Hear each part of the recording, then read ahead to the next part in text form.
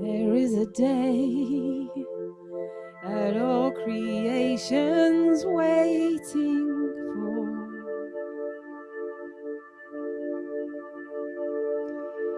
A day of freedom and liberation for the earth.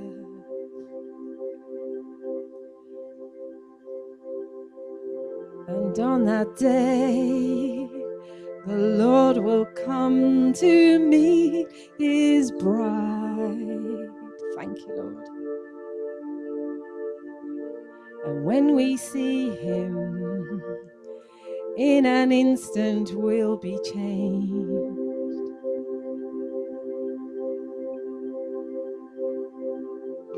The trumpet sounds, and the dead will then be raised.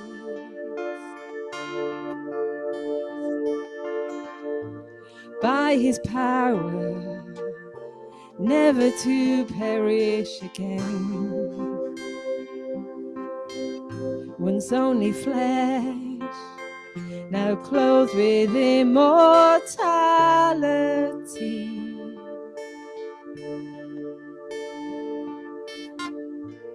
Death has now been swallowed up in victory.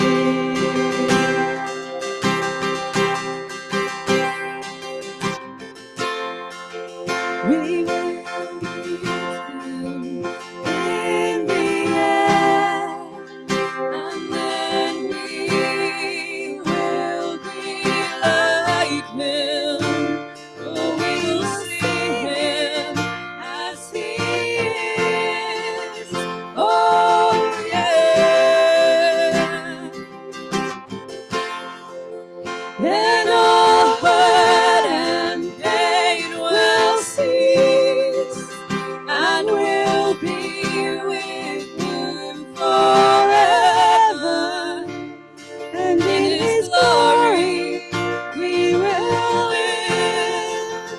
Oh yeah, oh yeah.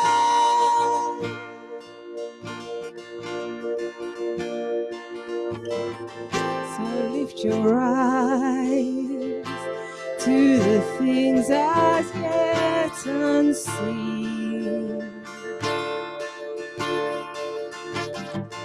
that will remain now for all of eternity.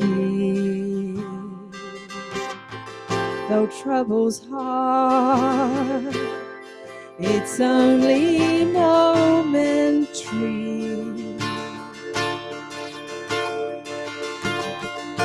And it's achieving our future glory.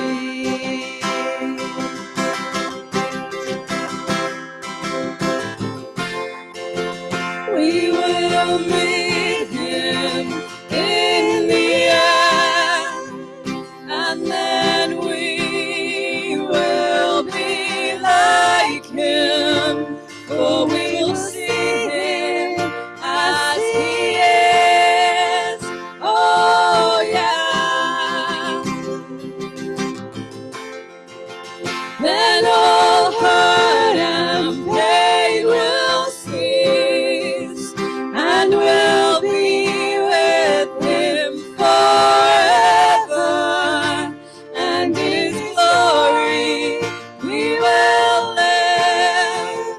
Oh yeah, oh yeah.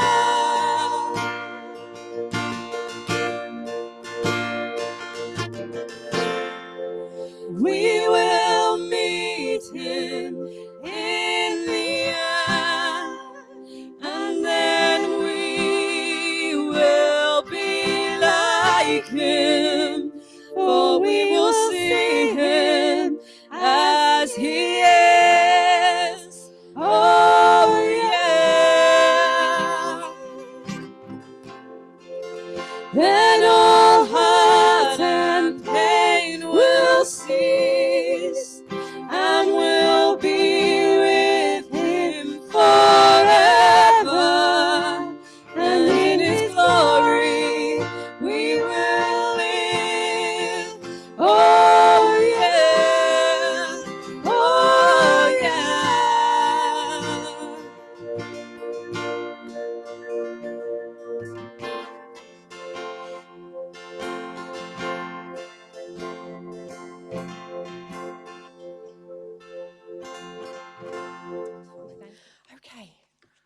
Good morning, everybody. It's nice to see you. The passage I've been given to preach on is we're in Genesis. We're still in Genesis. So we were reading chapter 13 last week when Abraham and Lot divided and went into different parts of the land. And I'm now picking it up in chapter 14. So we're going to be reading Genesis chapter 14 from verses 1 to 16. So that's 14, Genesis 14, 1 to 16. And this is Abraham rescues Lot. And there are quite a lot of difficult words in this, but I will do my best. So, at the time when Amraphel was king of Shinar, Arioch king of Elasar, Kedorlaomer king of Elam, and Tidal king of Goyim. These kings went to war against Berar, king of Sodom, Bishar, king of Gomorrah, Sinab, king of Admar, Shemeba, king of Zeboim, and the king of Bala, that is Zoar. All these latter kings joined forces in the valley of Siddim, that is the Dead Sea Valley. For 12 years they had been subject to Kedorlaomer, but in the 13th year they rebelled. In the 14th year, Kedorlaomer and the kings allied with him went out and defeated the Zephites in Ashtaroth, the Karnaim and the Zuzites in Ham, the Imites and the Shevateram, and the Horites in the hill country of Seir, as far as the Paran near the desert. Then they turned back and went to En-Mishpat, that is Kadesh, and they conquered the whole territory of the Amalekites, as well as the Amorites who were living in Hazazon Tamar. And the king of Sodom, the king of Gomorrah, and the king of Admah, the king of Zeboim, and the king of Bela, that is Zoar, marched out and drew up their battle lines in the valley of Siddim against Kedorlaomer, the king of Elam, Tidal, the king of Goyim, Amraphel, the king of Shinar, and Arioch, the king of Elasar. 4 kings against 5. And now the valley of Siddim was full of tar pits. And when the kings of Sodom and Gomorrah fled, some of the men fell into them, and the rest fled into the hills. The 4 kings seized all the goods of Sodom and Gomorrah and all their food. Then they went away. They also carried off Abraham's nephew Lot and his possessions, since he was living in Sodom. A man who had escaped and came and reported this to Abraham the Hebrew. Now Abraham was living near the great trees of Mamre the Amorite, a brother of Eshcol and Anna, all of whom were allied with Abraham. When Abraham heard that his relative had been taken captive, he called the 318 trained men born in his household and went in pursuit as far as Dan. During the night, Abraham divided his men to attack them, and he routed them, and pursued them as far as Hobah, north of Damascus. He recovered all the goods and brought back his relative Lot and his possessions, together with the women and all the other people. So there's a lot going on in that passage, and I'm indebted to a blog written by a guy called David McLemore, which is called Things of the Sort, where he writes about biblical and Christian things, and he did a really good summary of what is actually going on here, because I had to read it several times to get my head around exactly what was going on. And he came up with some really interesting facts about this passage. So Genesis 14 is the first depiction of a war in the Bible. It's a big one, it's international in scope, and it has 4 against 5. The 4 made up the coalition from the east, and for 12 years, 5 kings from the west paid tribute to the eastern kings. But then they decided that those days were over, and it was rebellion time.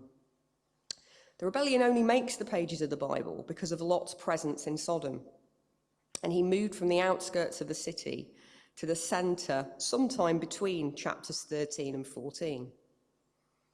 And when the rebellion came, Lot was taken captive, and then Abraham had a choice to make. He could intervene, or he could let Lot go. And he chooses to intervene, and a choice that proves his valour and leads to his blessing. And you remember that when Kumbhalani preached on chapter 13 last week, he was explaining that Abram had been slightly disobedient to God by taking Lot with him. He was told to leave his family and go, whereas in fact, he took Lot with him. So there was a slight, kind of done pretty much what God said, but not quite. And when we do pretty much what God says, but not quite, things do tend to go slightly wrong. So that is what has happened here. So, so that's kind of where to kind of place this is, you know, he's trying to do what God has said. He's not got it quite right, and now things have gone slightly wrong. But now this is a chance to rectify things. So Lot chose in Genesis 13, as Kumbhalani preached last week, to take the valley when they divided and they went into the different bits of the land. He chose the valley near the city of Sodom because he saw the promise it held. You know, it looked fertile. It looked to be the best land. So he went for that. And he moved away from God's promised land to live among sinners. So it's not a surprise then that a chapter later, we find that Lot has got himself into deep trouble. And in the midst of this war, he and his family have been taken captive. And a writer called Kent Hughes captures the tragedy that Lot faced. Lot and everything he possessed was carted off to who knows where, possibly Turkey. A lot of awful things would have happened in which was the traditional wake of an ancient victory. Terrible things would have happened to the people. Perhaps he had lost children and loved ones. Perhaps a daughter was now a prize of some Hittite. And as he drudged through the Transjordan towards Canaan's borders, all his hopes were dead. And as Lot's hopes died, Abram sat far away, uninvolved. And then a captured man escaped and ran Abram's way and told him what was happening. And Abram had a choice. He could have thought, well, you know, Lot got himself into this mess. He moved over there. Should have stayed out of that city. It's a terrible place. We know it's a terrible place. I love him, but I'm God's chosen man to bring blessing to the world. I can't risk my neck in this war. Besides, I'm a shepherd and I'm a wanderer. I'm not a soldier. But Abram didn't think that. Verse 14 says, when Abram heard that his kinsmen had been taken captive, he led forth his trained men, born of his house, 318 of them, and went in pursuit as far as Dan. The Hebrew language captures what our English translations can't. It actually says, Abram drew him out. So more than leading forth the trained men, he drew them out as you would draw a sword from its sheath. These men were not merely drafted, they were motivated. Abram wasn't a reluctant leader. He was like a William Wallace character, putting the heart in the men and preparing them for battle. Abram the wanderer became Abram the general. And Abram risked his life for his nephew Lot. He knew the choices Lot had made, and he pursued him anyway. And his pursuit was successful, bringing them all back. And Lot was restored thanks to Abram's valour. Is this starting to remind you of anybody? We dare not miss the significance of Abram's success in these verses. The alliance of Elam, Shinar, Elazar, and Golan was easily plundered by many peoples, and the confederations of the 5 cities in the valley of Siddim. However, they could not thwart Abram and his comparatively smaller force. And the Lord is clearly on Abram's side, which will be confirmed later in the passage and in the sermon next week by Melchizedek's blessing. For an ancient Semite, this narrative would have demonstrated what a covenant-keeping nation could expect when attacked. Incursions by pagan armies were somewhat common throughout Israel's history, and there are other examples that you can look up. But the people could expect victory if they kept covenant. if they kept their agreement with the Lord and fight on the side of the Lord's chosen king. And there are examples in Deuteronomy, in 1 Samuel, in 2 Kings, of other battles where that was the case. God's faithfulness to Abraham provided evidence to Moses' audience. Remember, Moses is the author of this book, that his promise of victory was trustworthy to those who lovingly served him. And in like fashion, this narrative encourages in our struggles as well. Today, the Israel of God, which is us, those who have come to Christian faith, suffer assaults from the kingdom of darkness. But when we arm ourselves with the weapons of spiritual warfare in obedience to King Jesus, we can be assured that the final victory is ours. May we always fight as loyal soldiers in God's army. So what is it about this story that makes it Bible-worthy?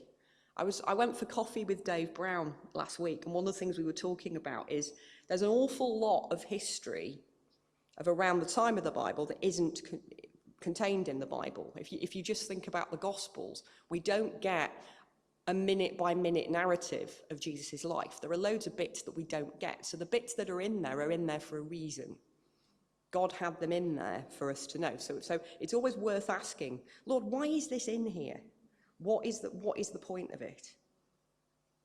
What makes it Bible-worthy? It's a long-forgotten war. Abraham was successful. Lot didn't die. But it shows us more than the mere facts about war. It points beyond itself. Abraham's actions point to another, greater, braver one. Abraham rescued Lot the way Jesus rescues us. As the knowledge of our plight rises to heaven, Jesus doesn't just sit there. He doesn't sit still. He springs into action to save and redeem. And he's doing that continually for us, all the time. At Calvary, it was a risk. It was painful. Jesus not only could have died, like Abraham in the battle, he did die. And he knew it was certain death. As far as Abraham went, Jesus went further still. And this story is here because it shows us the heart of Christ.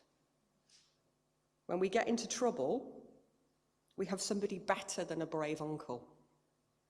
We have the Saviour of the world, Jesus Christ, the mighty one on our side. God is our rescuer. Jesus is our rescuer. It says in 2 Peter 2:9, then the Lord knows how to rescue the godly from trials and to keep the unrighteous under punishment until the day of judgment. In Colossians 1:13, it says, he has delivered us from the domain of darkness and transferred us to the kingdom of his beloved Son. The prophet Ezekiel, in chapter 34 of his book, in verses 11 to 12, says, for thus says the Lord God, behold, I myself will search for my sheep, and I will seek them out. As a shepherd seeks out his flock when he is among his sheep that have been scattered, so I will seek out my sheep, and I will rescue them from all the places where they have been scattered on a day of clouds and thick darkness. And I was reminded also of the first part of Psalm 22, which Jesus quotes on the cross. My God, why have you forsaken me? Why are you so far from saving me, so far from the cries of my anguish? My God, I cry out by day, but you do not answer, by night, but I find no rest. Yet you are enthroned as the Holy One. You are the one Israel praises. In you, our ancestors put their trust. So Abraham put his trust in God. They trusted you and you delivered them. To you they cried out and were saved. In you they trusted and were not put to shame. And I was reminded also of a story. I'm a fan of the author Adrian Plass, and I've got a lot of his books. And I remembered this story, and then this week when I was writing this, I could not find it. So what follows is my remembrance of this story, which might not be entirely accurate. So Adrian Prass is an author, and he was at home with his son, and he'd got some writing to do, and his son Matthew was about 6. His wife and their other children had gone out, so he was kind of in charge of Matthew, but he also wanted a bit of alone time. He wanted to get some writing done, so he got some good music. He was up in his office, which is in the attic of the house, and he got some good music on, he got some good coffee.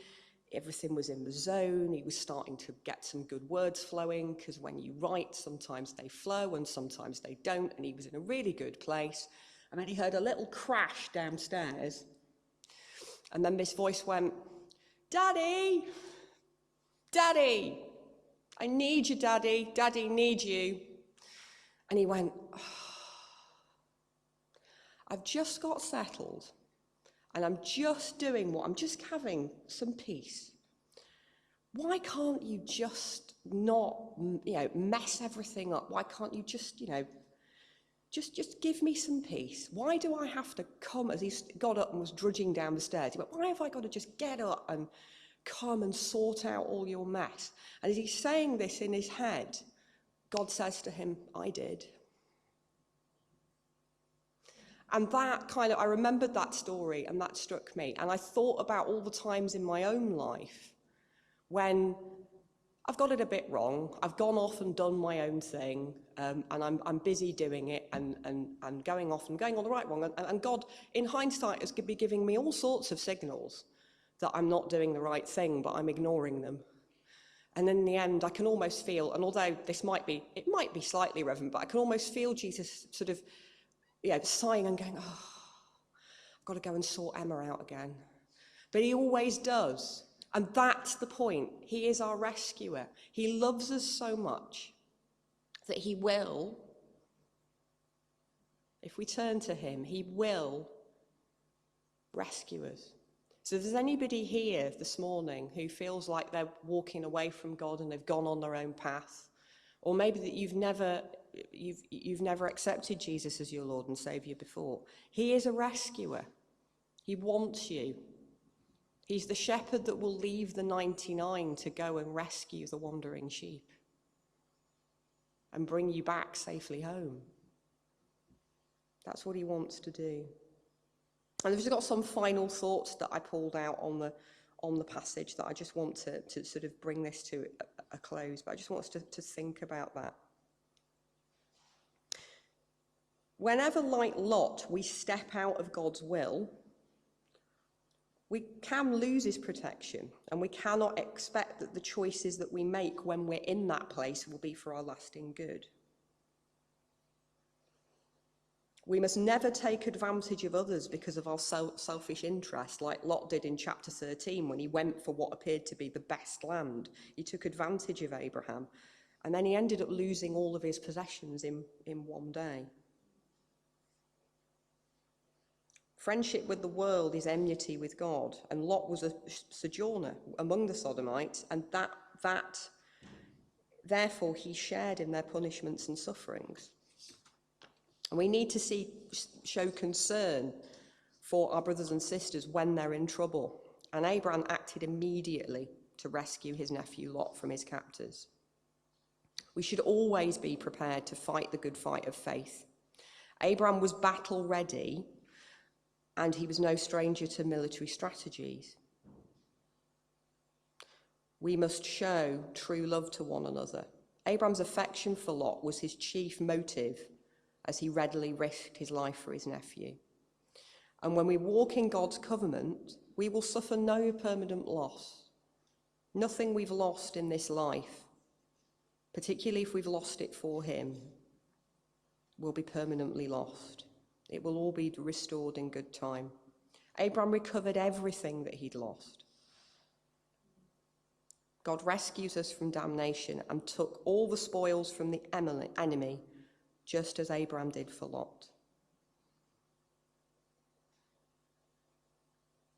When God does something great through us, we should not take the credit, because it was never your might or your power or your creativity that brought about the victory. It was always God's power working through you.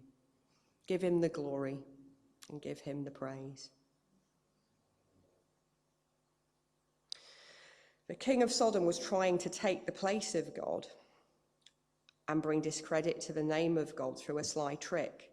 But Abraham saw right through it, and he abandoned his rights and chose instead to serve God. As it says in Ephesians 1:18, I pray that the eyes of your heart may be enlightened, in order that you may know the hope to which God has called you, the riches of his glorious inheritance in his holy people. That isn't spoken to the unsaved, that's spoken to the church.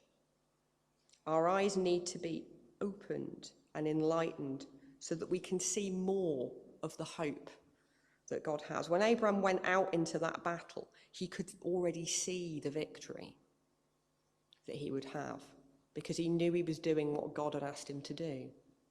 So we need to ask for God to open our eyes. When we feel that he's asking us to do things, ask him to open your eyes as to why, as to what is going to happen. So Abraham faced war in chapter 14, and with God's help, he came through victoriously. He defeated the enemies and conquered temptation. And why? Because in that situation, he trusted and relied on God. So whether you are facing a physical threat or a spiritual battle, our approach should be the same. To trust in God and rely on him for strength, and he will give us the wisdom to make it through. Amen.